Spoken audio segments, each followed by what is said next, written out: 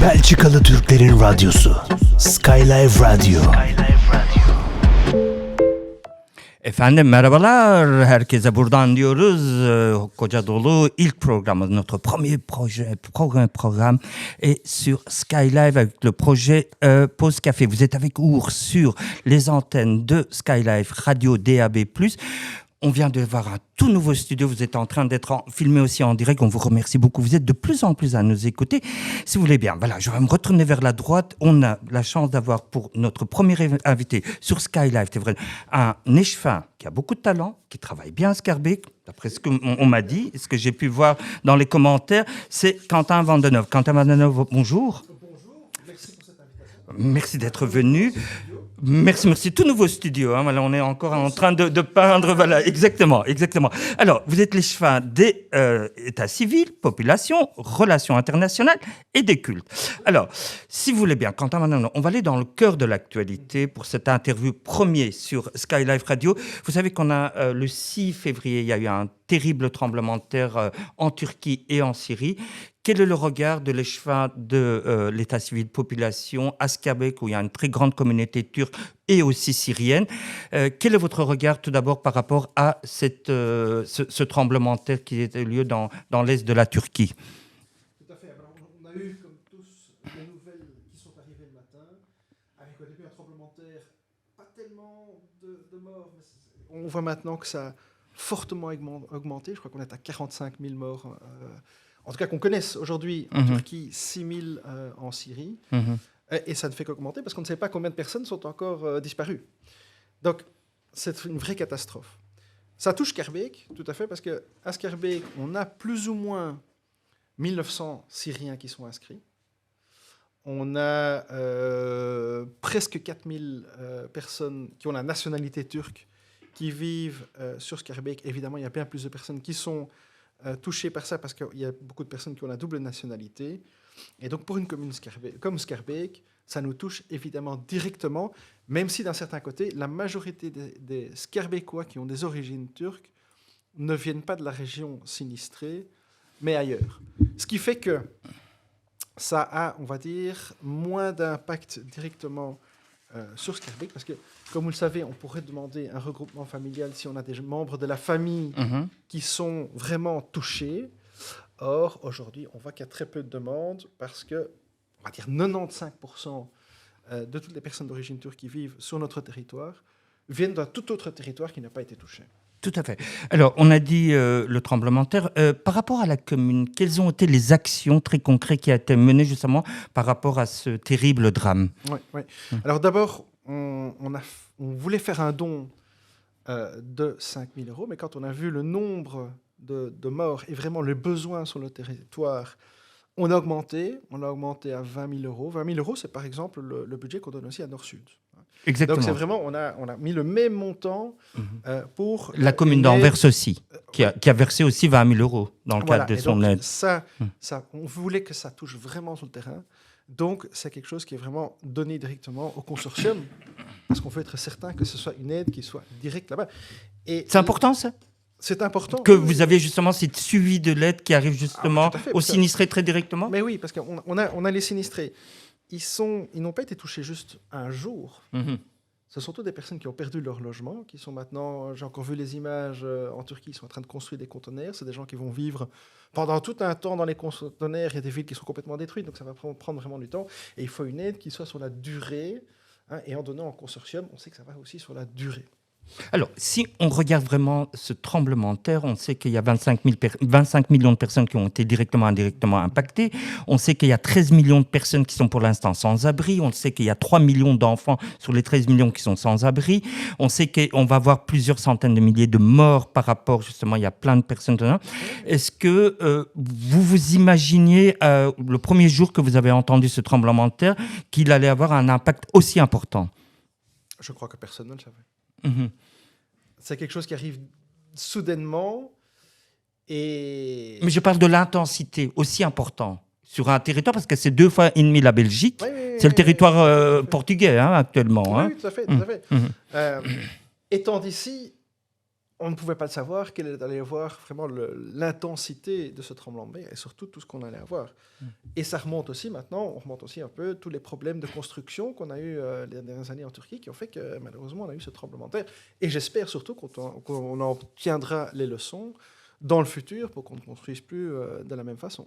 Ok. Très important. On va passer, si vous voulez bien, à votre actualité. Vous êtes échevin de la population, Oui. de l'état civil, vous êtes échevin des relations internationales et des cultes aussi, qui est très important par rapport à la multiconfessionnalité de Scarbeck, par rapport à cette grande transculturalité qu'est à Scarbeck. Quelles sont, très simplement, on est au début de l'année, les grandes lignes, les grandes priorités que Quentin Van Den Hove a en tant qu'échevin? D'accord. Les grandes lignes, hein, comme Oui, ça. oui, Après, oui, on va oui, aller tout dans à les fait, tout à détails fait. Non, dans non. la suite de... Non. Alors, je crois que pour moi je viens du privé. J'ai travaillé pendant des années au privé. Je viens une fois dans une fonction publique. J'ai toute une équipe et je dois dire que j'ai une équipe remarquable. Je crois qu'on peut vraiment le dire. La performance de l'équipe population état civil à la commune de Scarbeck est remarquable et on a des délais qui sont super. On les a. Hein. Je crois qu'il y a encore des choses à améliorer. Par exemple, c'est la relation avec le citoyen. À améliorer, et je sais très bien, c'est une chose... Qu'est-ce que ça veut dire, relation? C'est Donc, quoi? ça C'est veut dire que... la participation citoyenne? Non. Non, C'est vraiment c'est plus que ça. quelqu'un qui vient... c'est comment est-ce que je vais parler et communiquer avec un citoyen. Je peux amener un même message de plusieurs façons. Je vais donner un exemple. Il n'y a pas longtemps, j'étais dans un bureau et je voyais un papier où il était marqué en grand « Dossier incomplet, point, dossier refusé, point ». C'est un acronyme. On pourrait très bien changer cette phrase par « Votre dossier est presque complet ». Et on voit toute la différence. Le dossier incomplet, dossier refusé, c'est très négatif pour le citoyen. C'est « Oh là là là là, quelles vont être les prochaines démarches ?» Si on met en titre « Votre dossier est presque complet », on a une phrase qui est positive en disant « Ah, j'ai avancé. D'accord. Il manque encore certaines choses, et c'est ce qui est marqué en dessous. Et quand on va se présenter après la maison communale, c'est pas à quelle sauce est-ce que je vais te manger, c'est chouette, j'y suis presque. » Quoi, donc, vous voulez intégrer une communication positive oui, dans les oui, actions? Oui. Donc pour moi, c'est très important. D'accord. C'est vraiment aussi dans tout ce qui est affiché dans la commune, il faut que ce soit d'une façon positive, il faut qu'on puisse aussi le moins communiquer possible, qu'il n'y ait pas des choses de tous les côtés. Pour moi, c'est très, très important. C'est d'arriver à une commune ouverte avec ses citoyens? On est une commune ouverte, on a toujours été une commune ouverte. Mais je parle en termes on a l'image qu'une commune, c'est quand même austère, c'est quand même un peu rigide, voilà. Alors, vous voulez rendre quoi? Moins ces bâtiments plus gais, c'est surtout enlever, comme vous dites, le côté austère, le côté où on est une relation positive avec le citoyen. Ça, c'est quelque chose que j'ai vraiment envie d'amener dans cette commune. Et on fait déjà pas mal, et on s'améliore énormément. C'est parfois aussi étape par étape. Vendredi, j'ai passé une grosse partie de mon vendredi après-midi avec les personnes qui s'occupent du système pour prendre rendez-vous, pour perfectionner encore tous les textes qu'on a dedans. D'accord. Bon, c'est peut-être... j'ai l'avantage que je n'ai pas grandi là-dedans. Je suis arrivé il y a un peu plus de 2 ans. Mon chef de cabinet vient d'arriver il y a quelques mois. Donc pour elle, tout est nouveau aussi. Et avec cette vision-là, on a un peu plus la vision d'un citoyen aussi qui va voir ça. Donc ça, c'est vraiment une vision un peu différente. Quelles sont les autres grandes priorités que vous avez dans le cadre de vos compétences en tant qu'échevin? Alors, on a ouvert l'année passée une seconde antenne. Avant, on avait une antenne dans le haut de Scarbeck. On a ouvert une antenne dans la rue Josaphat. C'était nécessaire, monsieur l'échevin? Oui, parce qu'on veut être le plus proche du citoyen. Et donc, étant aussi dans les quartiers, on va dire, plus populaires de Scarbeck, c'est nécessaire. J'aimerais bien ouvrir encore cette année-ci une autre antenne du côté du parc Gaucheret. D'accord. Le parc Gaucheret, quand on regarde Scarbeck, on voit Scarbeck qui est coupé par plusieurs axes. Lambermont en est un, mais tout à fait au bout, on a aussi ce chemin de fer qui coupe Scarbeck en 2 aussi. Et on a cette partie-là qui et on a l'impression se trouve psychologiquement plus près de Bruxelles que de Scarbeck. Voilà, on a l'impression qu'il est excentré, qu'il est coincé entre justement les communes de la ville de Bruxelles et ce quartier nord. Et donc avoir... C'est rapprocher ce quartier de Scarbeck? C'est rapprocher ce quartier de Scarbeck avec une antenne là-bas. C'est quelque chose qu'on voulait depuis longtemps. En fait, on aurait voulu d'abord en ouvrir une là-bas, mais il faut trouver un local. Et ça a duré plus longtemps. D'accord. Ça, c'est quelque chose pour cette année-ci. Autre chose, c'est aussi avoir, par exemple, les délivrances de documents. Beaucoup de gens peuvent aujourd'hui commander ou télécharger des documents, mais et souvent, il les faut encore en format papier. D'accord. Or, moi, j'ai plus d'imprimante à la maison. Beaucoup de gens n'ont plus d'imprimante à la maison. C'est pour ça qu'à la maison communale, on a mis des bornes qui sont... Quand la maison communale est ouverte, tout le monde peut rentrer. D'accord. Hein, vous voulez avoir une composition de ménage, vous pouvez directement aller sur la borne, hop, et vous sortez avec votre papier. Ces bornes-là, on les a mis en place l'année passée, on les a testées, on a la deuxième version de ces bornes, donc on arrive vraiment à quelque chose qui fonctionne bien. Et comme on a quelque chose qui fonctionne bien, même le CIRB est venu voir comment on faisait. D'accord. On va mettre ces bornes-là aussi dans les antennes. Mhm. Et ça, c'est quelque chose qu'on a prévu pour cette année-ci. Est-ce que les citoyens vont jusque dans ces bornes-là? Est-ce qu'ils font justement l'application? Alors, on a une personne, donc on a 2 bornes à la maison communale. On a une personne qui se trouve aux bornes pour aider les citoyens qui ne savent pas le faire. D'accord. Donc, on est vraiment dans l'accompagnement des citoyens là-dedans aussi. Et c'est un succès mais incroyable. Il faut voir les fils devant ces bornes. Donc ça fonctionne. Magnifique. Donc ça c'est bien. On va en mettre plusieurs pour les décentraliser. Plus tard, on veut en mettre dans les bibliothèques aussi. Hein, donc, mais d'abord les antennes, forcément. Comme on a des antennes qui commencent à être vraiment dans les quartiers. Et ce qui est spécifique sur ces bornes-là aussi, c'est qu'on peut prendre rendez-vous. Moi, je me rappelle quand je suis arrivé, tout était sur rendez-vous.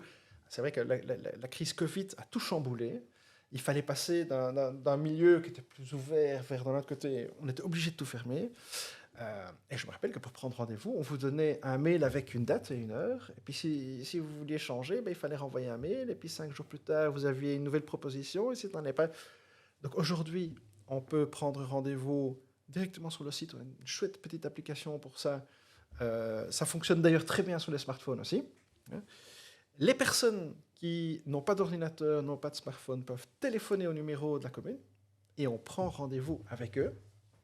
Mais sur les bornes qu'on a installées pour la délivrance de documents, pour nous, c'était très important que sur ces mêmes bornes, on puisse aussi prendre rendez-vous.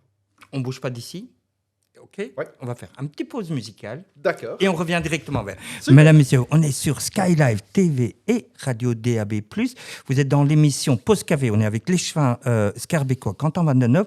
On revient tout de suite. On a d'abord un petit pause musicale. Mesdames, vous êtes sur Skylive TV et Radio DAB+, dans l'émission de Our. On est avec Quentin Vandeneuve, l'échevin de scarbécois de l'État-Illinois. Et nous allons passer à la deuxième partie de notre interview très intéressante. Teknolojisi Skylive'da. Skylive Radio DAB+ ve skylive.be'de. Evet, Quentin Vandeneuve, beraber Skylive'da diyoruz. On est avec Quentin Vandeneuve, échevin de la population, état civil, relations internationales et des cultes. Rebonjour Quentin Vandeneuve, merci encore une fois d'être dans nos studios pour une première ici sur Skylive Radio DAB+. Alors, on va parler, si vous voulez bien maintenant, de la majorité actuelle, qui est la liste de bourgmestres avec écolo. Quentin Vandeneuve, une question très claire. Est-ce qu'il y a une crise au sein de votre majorité actuellement? Je ne vais pas parler de crise, mais je vais plutôt parler de difficultés. Là où aujourd'hui, on a une majorité qui est assez réduite et qu'à partir du moment où il y en a qui sont malades, ça nous met parfois en danger. Oui, tout à fait. Est-ce que ça va faire 2 fois de suite que le conseil communal n'a pas pu avoir lieu, n'a pas pu avoir se réunir parce qu'il n'y avait pas le quorum nécessaire? Est-ce que, d'un point de vue, vous ne mettez pas la démocratie locale en danger en ne vous réunissant pas justement dans le sacro-saint de la démocratie qui est le conseil communal? On se réunit. Vous vous réunissez, OK. Tout le monde était là. Sauf que, on a eu, dernier conseil communal, un conseiller qui avait le Covid, l'autre qui était malade. Et donc, tout ça, ça fait qu'à un certain moment, on a des absents qui n'étaient pas prévus à l'avance, mais pour des raisons de santé. Alors, la santé, malheureusement, on ne peut pas la gérer. OK. Est-ce que vous avez la majorité au sein du collège ou du conseil communal actuellement? Oui, tout à fait. Oui. Au niveau du conseil communal, parce que l'opposition met en doute justement l'appartenance de certains des élus de la majorité, justement, en termes de soutien. Comment vous réagissez à ça? Aujourd'hui, on a la liste du bourgmestre et au colo. Vous êtes unis? Oui, on est unis. Alors, forcément, il y a des points sur lesquels il y a des visions qui sont parfois un peu différentes. Mais c'est justement ça qui fait la force aussi d'une majorité comme on a aujourd'hui. C'est vraiment avoir des visions différentes, amener ces visions différentes et mettre quelque chose en place. Est-ce que encore, je reviens une fois, Ouais. cette majorité, est-ce que c'est une majorité qui tient à quoi? À un siège, deux sièges? Est-ce que vous ne sentez pas que c'est fragile? Alors, Et c'est pas tenable, peut-être, non? on a tenu jusqu'à maintenant comme ça. Hum, Donc, les années précédentes, on a tenu comme ça. Il faut savoir qu'au début il y a 2 élus qui ont quitté la liste de bourgmestre. Hein. Donc, il y a une personne qui est revenue. Donc, on est plus ou moins à une personne près la même chose qu'au début. Sauf qu'aujourd'hui, on a eu plusieurs malades. Et ça fait que on n'avait pas le quorum. Vous n'avez pas le quorum. Parce qu'il y avait des malades. Parce Mais, quand tout le monde est là, on a évidemment le quorum. Ça, c'est certain. Est-ce que la commune, en termes de prise de décision, fonctionne encore ou pas? Tout à fait. On continue à travailler. On fait d'ailleurs un excellent travail au collège. Il suffit de regarder les citoyens qui viennent à la maison communale faire leur démarche. Ça fonctionne entièrement et ça fonctionne bien. Je vais revenir encore sur un autre point qui est très polémique à Schaerbeek, qui est ce plan de mobilité Good Move, qui a été travaillé en 2018 par le ministre Pascal Smet, qui était ministre de la Mobilité à l'époque. C'est revenu à la nouvelle majorité en 2019 à Elke van den Brandt, Écolo Groen, au gouvernement bruxellois. Tout d'abord, une question très très simple. Quel est votre regard? Vous êtes d'origine flamande, vous maîtrisez les 2 langues, vous êtes un vrai bruxellois zinneke, comme on peut appeler ça. Quand on a tout ça, quel est le regard de Quentin Van Den par rapport à ce good move schaerbeekois? Alors, le Good Move schaerbeekois, le quartier Good Move qui fonctionne le mieux, c'est celui autour de Royal Sainte-Marie. On l'a mis en place, c'est clair, c'est lisible. On a une avenue où tout le monde va dans un sens, il y en a une autre où tout le monde va dans l'autre sens. C'est même mieux qu'avant, où beaucoup de gens se mettaient en double fil, bloquaient complètement la circulation, etc. On ne l'a plus aujourd'hui. Donc là, c'est un exemple qui montre qu'un plan Good Move peut bien fonctionner. Quand on regarde, par exemple, tout ce qui est le long du parc Josaphat, les citoyens qui habitent dedans, il y en a beaucoup qui sont très heureux parce qu'il y a moins de circulation dans leur rue. Ceci dit, il faudrait, avec un certain temps aussi, regarder où est-ce qu'on peut l'améliorer. Et ça, effectivement, il y a Chazal, où il y a énormément de circulation. Là, il faudrait voir comment est-ce qu'on peut améliorer ça. C'est certain. Alors, on a pris ce plan Good Move, c'est en 3 phases. Il y a une première phase, comme vous avez dit, qui est au l'entour d'allier le quartier du parc. Le deuxième, c'était dans le quartier La Petite Anatolie. Et le troisième, c'est ici, dans le quartier Cage aux Ours, gare de Schaerbeek, quand on prend cet axe-là. Le troisième phase, vous avez été dans l'obligation de le retirer parce qu'il y a une manifestation très importante des citoyens. Est-ce que ce good move que vous aviez imaginé au tout début est encore tenable ou est-ce qu'on peut encore dire que c'est un good move comme vous l'aviez prévu? Je crois que Good Move aujourd'hui a une certaine difficulté. On a eu, vous avez peut-être vu aussi les images d'Anderlecht, parce que c'est là où ça a vraiment commencé, à Kurekem. Ce que moi je n'aime pas dans l'implémentation, en tous les cas de tout ce Good Move, c'est les blocs en béton. Et je crois que c'est un peu symbolique de la politique qui est menée maintenant à la région bruxelloise. Ce sont ces blocs de béton qu'on voit partout, qui pour moi sont quelque chose de très agressif, les blocs en béton. Ici à Schaerbeek, on a essayé de ne pas en mettre. Et d'ailleurs, on n'en voit pas. Donc c'est éviter les blocs en béton. Ce qui, je crois, aurait dû changer dès le début, et vraiment dans toute la région, c'est il faut prévoir des plans Good Move ensemble avec une rénovation des rues et des grands axes. Et pas simplement aller changer les sens. Et puis très bien communiquer. Je crois que ça, c'est très important. C'est aller communiquer. Qu'est-ce que vous entendez par bien communiquer? Communiquer d'une façon positive. Je crois qu'aujourd'hui, la communication qui vient... Elle n'a pas été bien faite? Je trouve qu'elle est... La communication qui vient de la région depuis longtemps, mais parfois les automobilistes contre les cyclistes, et l'un contre l'autre. Or, il y a beaucoup de gens qui sont et aussi bien automobilistes que cyclistes, que piétons, etc. Et il n'y a pas un besoin de mettre les uns contre les autres. Donc je crois que ça, c'est, si vous me demandez quelque chose qu'on aurait pu changer, c'est bien ça. On parle de communication. Est-ce qu'il y a eu des failles aussi en termes de participation citoyenne? Parce qu'on voit très bien que le quartier actuellement qui est ici, qui est un quartier sociologiquement autre que le haut de Scaberg ou bien le quartier du côté du parc Josaphat, etc., quand on prend justement ces deux populations, on a l'impression que cette population n'a pas entendu ou n'a pas compris du tout le good move. Alors, entre le quartier autour de l'église Royale Sainte-Marie et ici, on n'est pas dans des quartiers qui sont fondamentalement différents. Moi, j'habite d'ailleurs ici à Elmet, un peu plus haut. Par contre, le momentum était tout différent. On a eu à Anderlecht le conseil communal qui s'est enflammé. Ça a passé sur Schaerbeek, c'est passé sur Jette, c'est passé sur d'autres communes. Et donc, il y a le momentum qui était là, de un. De deux, je crois qu'il est très important de voir aussi que les personnes qui vivent dans un quartier comme Stephenson n'aient pas l'impression qu'à un certain moment, ils se trouvent qu'ils sont des nafteurs dans leur propre quartier. Ce sont les gens qui sont dans Stephenson, c'est aussi beaucoup de gens qui essayent de faire des activités en dehors, et donc qui passent de l'un à l'autre. Et je crois que il y a eu l'impression, et surtout aussi avec les manifestations, etc., qu'on allait diminuer la liberté des personnes qui habitent dans leur propre quartier.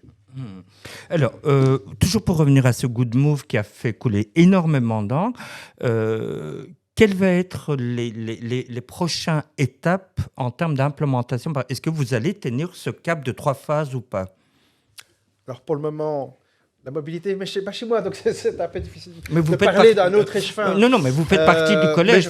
Oui, ces décisions sont prises collégialement. Les décisions sont prises collégialement. Donc, pour le moment, il y a encore toujours des discussions qui sont mises en place avec la population, avec un petit retard apparemment. Ça a été discuté au collège pendant mes vacances il y a 2 semaines. Mais donc, ici, on est vraiment encore dans la phase de communication avec les gens, mais aussi d'échange avec les habitants, voir comment le plan Good Move peut être adapté, modifié pour vraiment répondre aux besoins des citoyens. Parce qu'on le fait d'abord pour les citoyens qui habitent là-bas. Et ce quartier Stephenson, il faut quand même être très clair, c'est devenu une autoroute urbaine avec des camions, des camionnettes qui passent dans un quartier où il y a des écoles, parce qu'il y a plusieurs écoles là-bas. Donc, c'est important de faire quelque chose, que ce quartier-là ne devienne plus une autoroute urbaine, que les gens qui habitent là-bas aient un quartier qui soit sécurisé. C'est important, mais il faut le faire avec eux. Je suis tout à fait d'accord. Alors, quand on voit encore une fois ce good move, on a l'impression qu'il y a une forme de cacophonie au sein même de votre collège, qu'il y a un problème politique aussi. Quand je vois la bourgmestre qui dit que j'ai passé une de mes plus difficiles semaines, il y a 2 semaines dans les lignes du capitaine, est-ce qu'il y a encore un capitaine dans le bateau de la commune de Schaerbeek? Bah oui, évidemment. Je veux dire, malgré les apparences qu'on pourrait peut-être avoir de l'externe, en interne au collège, on continue, on avance, on travaille sur les dossiers. Il n'y a aucun moment où quelqu'un se lève, tape sur la table, « Oh, je quitte !» Non, on n'a pas ça au collège. On continue à travailler collégialement et on avance sur les dossiers. On dit que le vrai bourgmestre, c'est Vincent Van Halloween au collège. C'est lui qui dicte tout, qui dit certaines choses. Et vous, les autres échevins, vous l'appliquez. Est-ce que c'est dans cet état d'esprit que vous êtes? Non, je ne sais pas d'où vient cette information-là. Pas du tout. Pas du tout. Sérieux? Ah oui, tout à fait. Non. Écolo n'a pas la majorité au collège. Non. Mais quand on voit les grandes lignes directrices de la politique qui est menée depuis 4 ans, on arrive en fin de législature, dans 1 an, on voit que c'est toutes les lignes écolo qui ont été mises en phase. Pas forcément, mais ce sont des choses qui sont très visibles. Forcément, quand on aménage une rue, ça a un impact visuel. Hein. Donc, quand, par exemple, chez nous, on met des nouvelles bornes, ça a un impact grand chez les gens aussi. D'accord. Ça ne se voit pas visuellement en rue. Et donc, c'est quand on va à la maison communale qu'on voit qu'il y a un effort qui a été fait et que ça fonctionne très bien. Mais je ne passe pas tous les jours dans la salle des guichets à la maison communale. Et donc, c'est une perception qui est très différente entre ce qu'on voit dans la maison communale. Hein. Il ne faut pas oublier aussi la propreté qui est chez nous, il y a les écoles qui sont chez nous. Bien sûr. Il y a plein de choses. Aujourd'hui, forcément, avec ce qui se passe aussi au niveau régional, tout ce qui est mobilité, etc., prend énormément d'attention. Mais il y a bien plus que ça dans une commune. Heureusement, d'ailleurs. Heureusement. Alors, on a dit qu'il y avait d'autres compétences dans une commune. On va venir à une des compétences très importantes, qui est le CPS de la commune de Schaerbeek.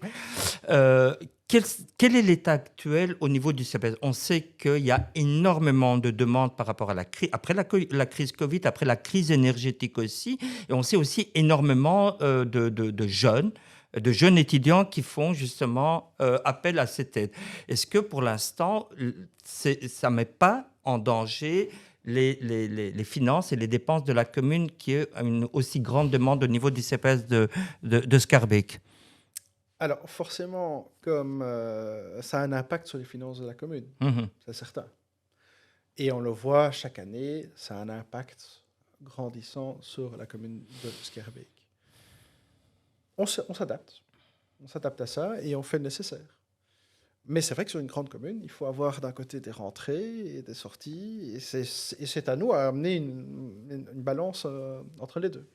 Est-ce que, au rythme où ça va, est-ce qu'à un moment, il va y avoir une crise assez importante dans les finances de Schaerbeek ? Est-ce que ça ne va pas être intenable ? Alors, la particularité d'une commune, c'est qu'elle ne peut pas aller dans le rouge. La région peut aller dans le rouge, le fédéral peut aller dans le rouge, pas des communes. Mais vous pouvez être pris par la tutelle, par la région. Et vos donc, finances pourraient être... Oui, mais je crois que... Le danger, est-ce qu'on va pas vers ça ? Mais, au rythme où vous allez. Alors, toutes les communes ont... Enfin, surtout des communes comme Schaerbeek, il y a de plus en plus... Enfin, le CPS... Hein, les dépenses vers le CPS deviennent de plus en plus importantes, mais graduellement. Ce n'est pas qu'on a une explosion totale, mais graduellement. D'un autre côté, on a quand même à Schaerbeek, a le vent en poupe. N'oublions pas ça. On a Schaerbeek, c'est des personnes de tout horizon qui viennent ici. Je vois aussi de plus en plus de néerlandophones qui viennent s'installer ici, et dans tous les quartiers, hein, donc aussi dans le quartier Stephenson, etc. Je regardais encore les chiffres de cette année-ci. Avant, on avait une population de l'Europe de l'Est qui montait très fort, et l'année passée, on a vu que c'était plutôt les populations d'Europe de l'Ouest qui montaient graduellement.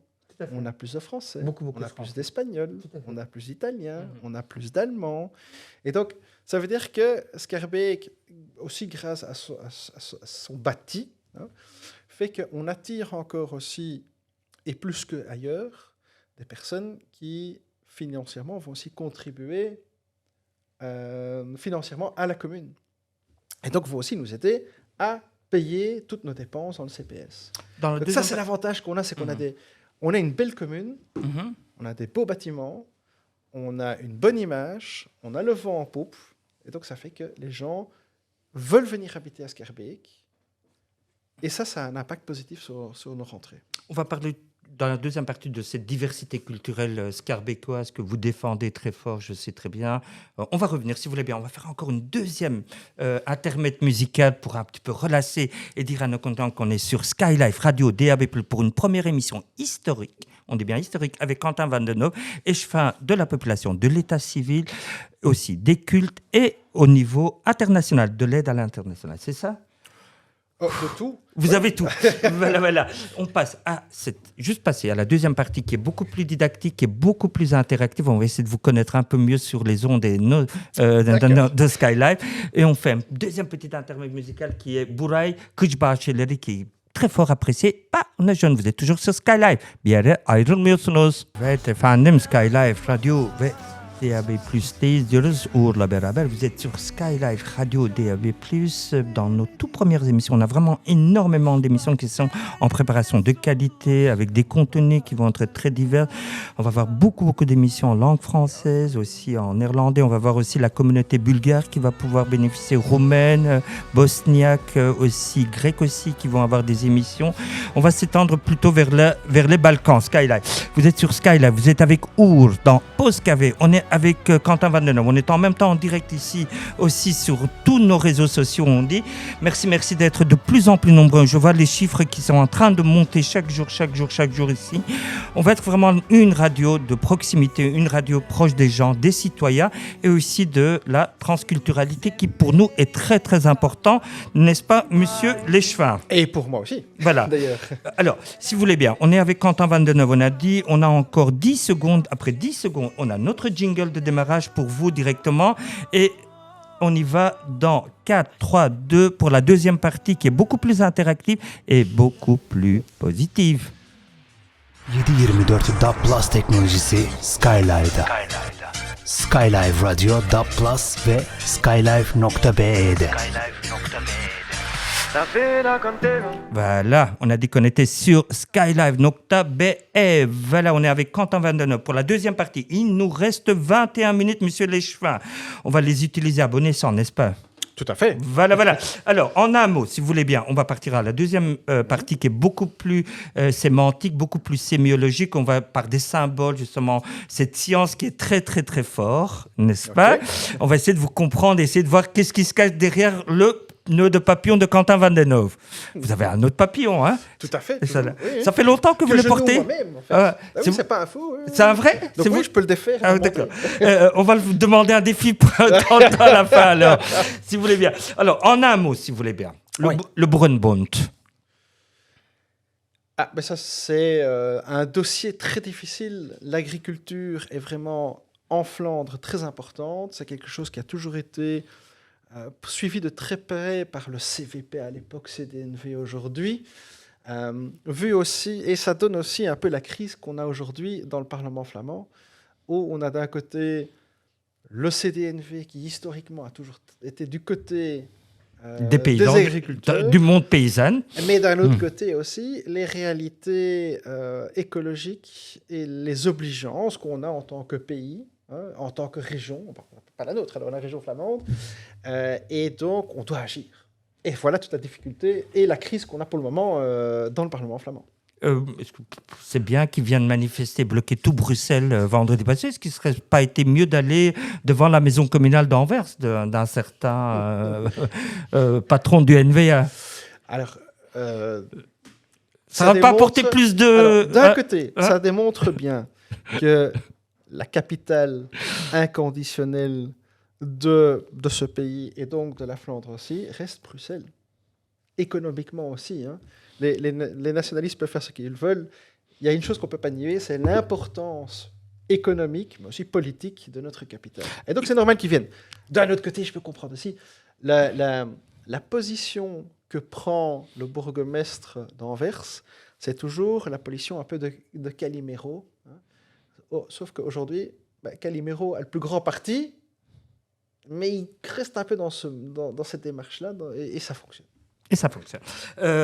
Toujours en un mot, la diversité culturelle scarbécoise, monsieur Léchevin.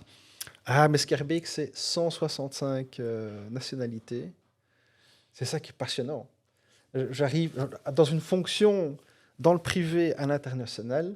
J'arrive ici dans une commune internationale et c'est ça que j'adore. Est-ce que c'est la plus grande force de Schaerbeek? C'est cette diversité culturelle? C'est une des plus grandes forces de Schaerbeek, non, tout à fait. Alors il y en a plusieurs. Je crois vous avez parlé du bâti, vous avez parlé de la jeunesse. Notre patrimoine qui est magnifique, on a ça. L'image de Schaerbeek, on a notre parc Josaphat. Le parc Josaphat, c'est magnifique. Et donc, tous ces éléments font que Schaerbeek, aujourd'hui, est une commune qui a le vent en poupe. Tout à fait.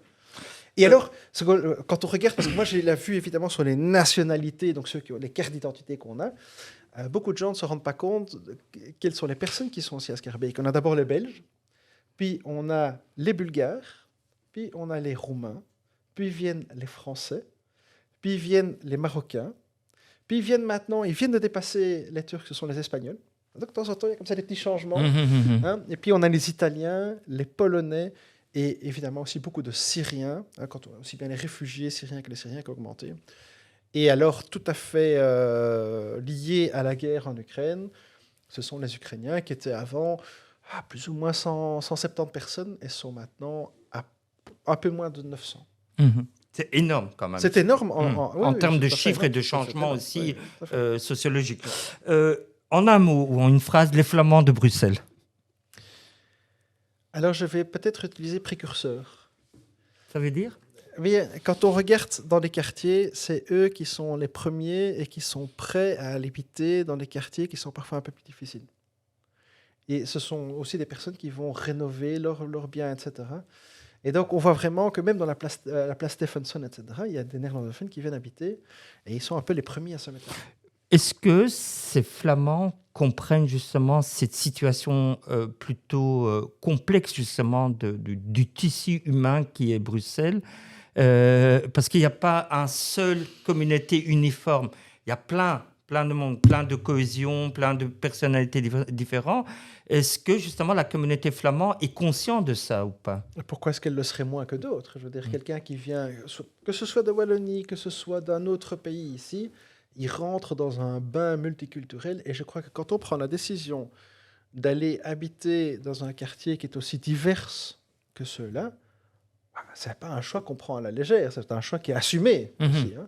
Et donc oui, tout à fait, ils s'en rendent bien compte. On voit aussi la force politique flamande sur Bruxelles qui est là, qui est même, pour certains spécialistes politiques, un peu déséquilibré, parce qu'en étant représentant 5% du collège qui vote par rapport aux Flamands, vous mettez, mais on a automatiquement plus de 19 ou 20 élus au Parlement bruxellois. Est-ce que là aussi, il n'y a pas un déséquilibre, justement? Alors, ce n'est pas parce qu'il y a, je ne sais pas, X% de néerlandophones que tous les autres sont par définition francophones.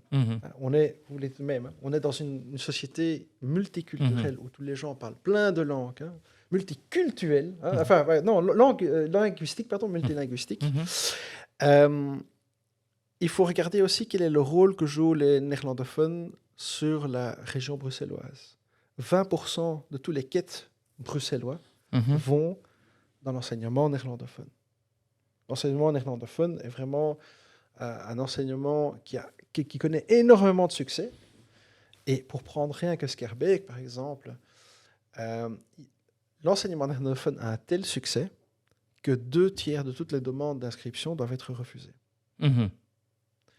Et donc, ça veut bien dire que les gens veulent absolument que les néerlandophones jouent aussi un rôle positif à Bruxelles, avec entre autres l'enseignement. Mais regardez aussi le Krikeler. C'est des gens de toute nationalité, de tout background qui vient au Krikeler, le Gemeenschapscentrum néerlandophone, sur Schaerbeek. Et donc, il faut surtout regarder quel est l'impact positif que nous avons sur Bruxelles.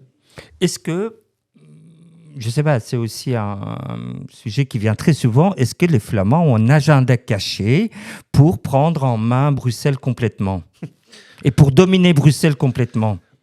Je crois que la personne... Vous avez un agenda caché, vous? Oui, non, je crois que la personne qui a un agenda caché comme ça, il se cache lui-même la vérité.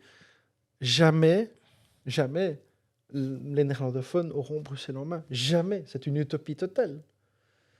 Surtout dans une région où on a de plus en plus de diversité et où le parti néerlandophone diminue. Mais bon, il y a des kitschers qui vont à l'école en néerlandais.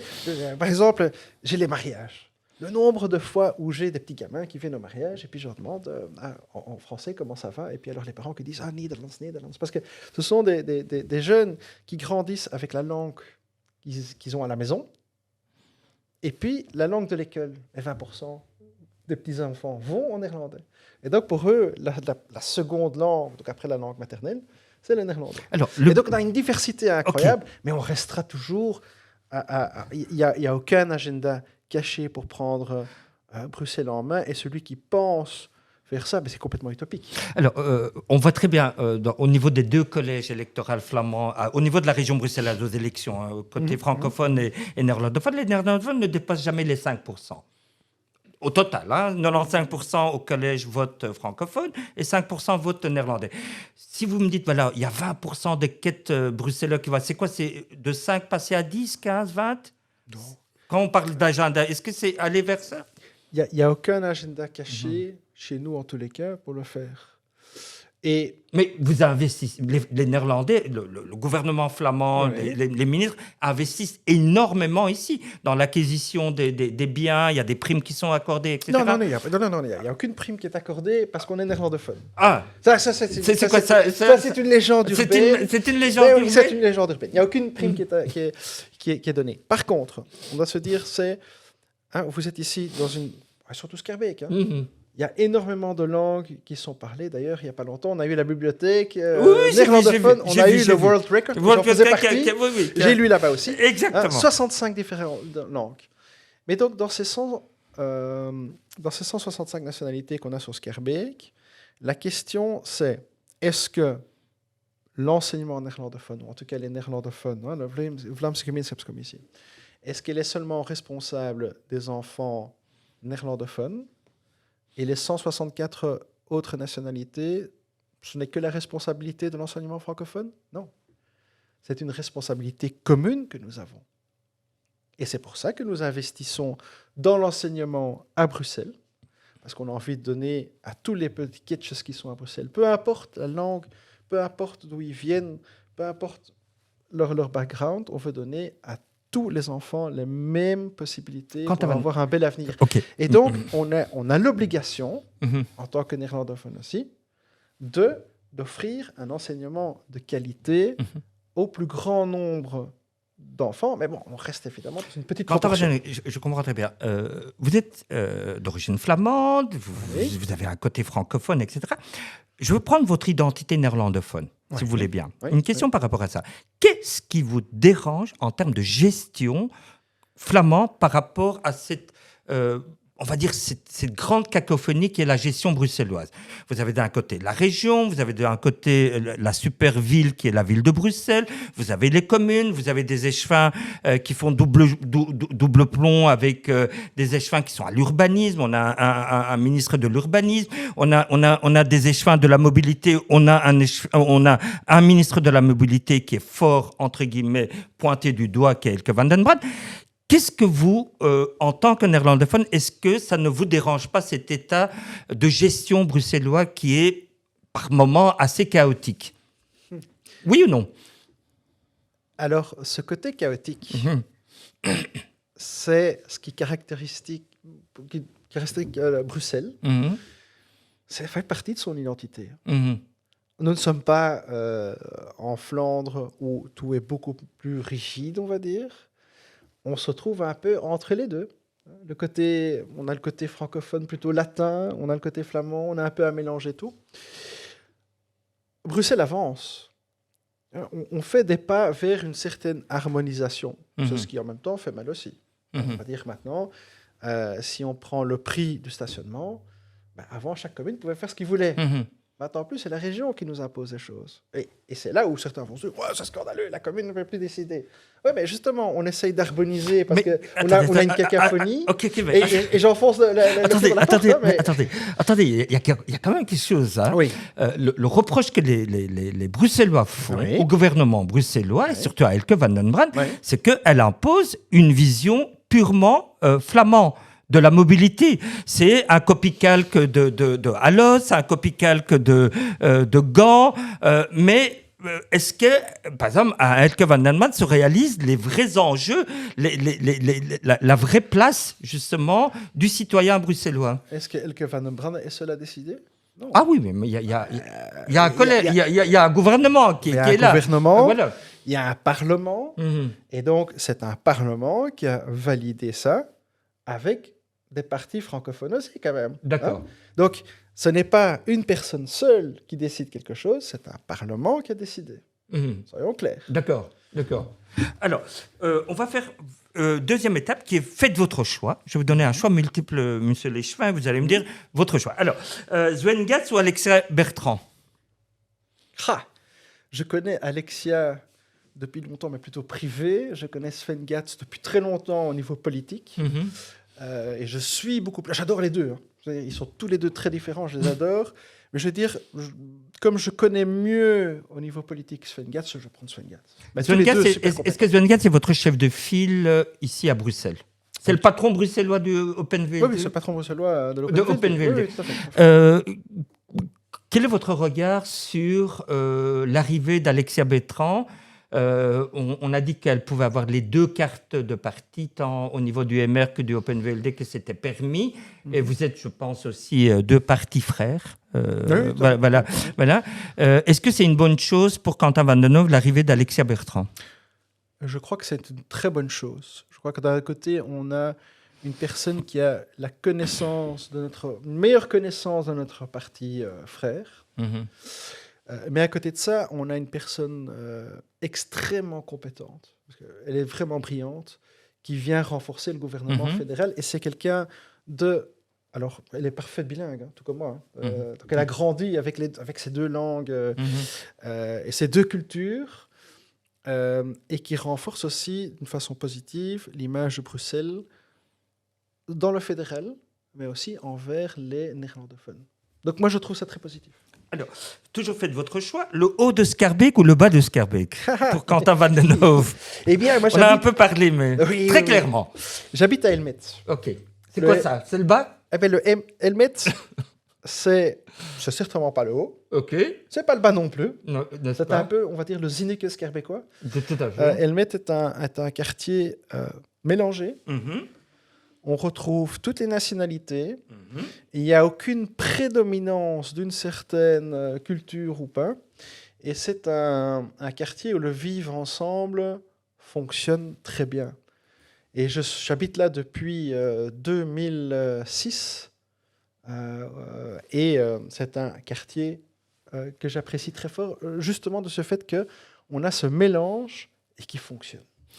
Alors, on va passer à un SWOT qui est force, faiblesse, opportunité, menace, qui est un modèle de management qui a été créé dans les années 60 par 4 professeurs aux États-Unis et qui est utilisé dans toutes les sphères de l'État et des différentes institutions. Moi, j'ai envie de prendre la majorité schaerbeckoise avec un SWOT dont vous faites partie en tant qu'échevin de la population et de l'État civil. Alors, Quentin Van Den Hove, une force de la majorité actuelle schaerbeckoise? L'expérience. Très clairement, l'expérience. Moi, je suis arrivé comme ça en plein parcours et je vois qu'on a autour de la table, au collège, une équipe avec des gens qui sont habitués de travailler avec des dossiers, parfois des dossiers compliqués aussi, et trouvent des solutions. Et cette expérience-là, elle est très importante pour la majorité que nous avons actuellement. Ça démontre bien le sérieux qui se passe aussi au sein du collège. Une faiblesse? Nous avons une petite majorité. On en a parlé avant, on ne va pas s'en cacher, on a une petite majorité. Et donc, ça, c'est une des faiblesses de notre majorité actuelle. On n'est pas la seule commune à avoir cette faiblesse. Plein d'autres communes ont aussi une petite majorité. Tout à fait. Est-ce que vous serez pour une reconduction en 2024 de cette majorité de liste de bourgmestre? Est-ce que vous allez d'abord être dans la liste de bourgmestre aux prochaines élections ou bien vous allez participer en tant que parti seul, OpenVLD? Et la deuxième, est-ce que vous voulez la reconduction justement de cette majorité avec Écolo? Tout d'abord, c'est le citoyen qui doit s'exprimer pour savoir si on reconduit la majorité actuelle ou pas. Par rapport à l'autre question, est-ce qu'on va se mettre seul? Non, parce que faire un parti seul, ce n'est pas dans notre avantage. Et donc, on se remettra avec un autre parti. Qui serait quoi, le MR? Non, pour le moment, il y a tout qui est ouvert. Donc, pour le moment, on est avec la liste du bourgmestre. Je ne sais pas si le MR veut se rajouter à la liste du bourgmestre. Ça, il n'y a pas encore eu de discussion. Et donc, on verra bien. Ok. Une opportunité pour la majorité actuelle? L'opportunité que nous avons, elle est ici autour de nous tous les jours, c'est Schaerbeek a le vent en poupe. On est dans une commune qui est toujours positive.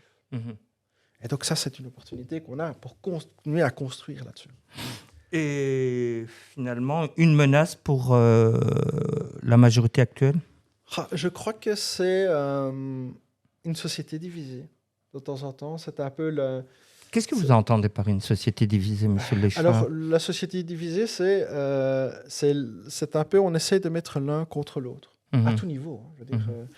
Et il y avait moins ça avant, j'ai l'impression. J'ai l'impression que le respect... Quoi, il n'y a plus de limites dans les attaques politiques actuellement? Alors qu'elles ne sont pas forcément politiques, hein, mais je veux dire... Même dans la société, mais vous êtes dans le monde politique, mais on voit, il n'y a plus de retenue. Justement, on a ces GSM, on a les réseaux sociaux, et qui fait que les gens, voilà, ils se lâchent plus facilement. On peut plus vite communiquer à plus grande échelle un message.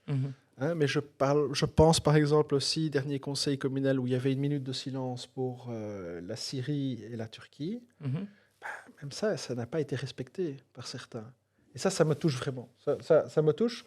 On a une minute de silence. On a des milliers de morts à ce moment-là. On savait qu'il y avait plus de 45 000 morts à ce moment-là. Et sachant très bien que ça allait encore monter. Et même ça n'a pas été respecté. Moi, ça me touche. On a 20 secondes. En 20 secondes, qu'est-ce que vous attendez pour cette année 2023 ? Pour cette année 2023, au niveau personnel ou pas ? Ou au tout. Alors, je crois qu'au niveau communal, c'est continuer sur la voie qu'on est maintenant. On voit bien, les citoyens sont contents de ce qu'on met en place. On veut continuer à mettre ça et rester la commune la plus performante de la région bruxelloise. Alors, on est avec Quentin Van Den Hove. Je vous remercie vraiment énormément d'être notre premier invité, grand témoin de l'émission Pause Café avec Our de midi à 1h. Vous êtes sur Sky Life Radio et DAB+. Demain, on aura Naïma Belkater qui est justement dans l'opposition. Et juste après, on aura le bourgmestre, le ministre de l'Emploi, Bernard Clerfailly, sur les ondes de Sky Life. Merci.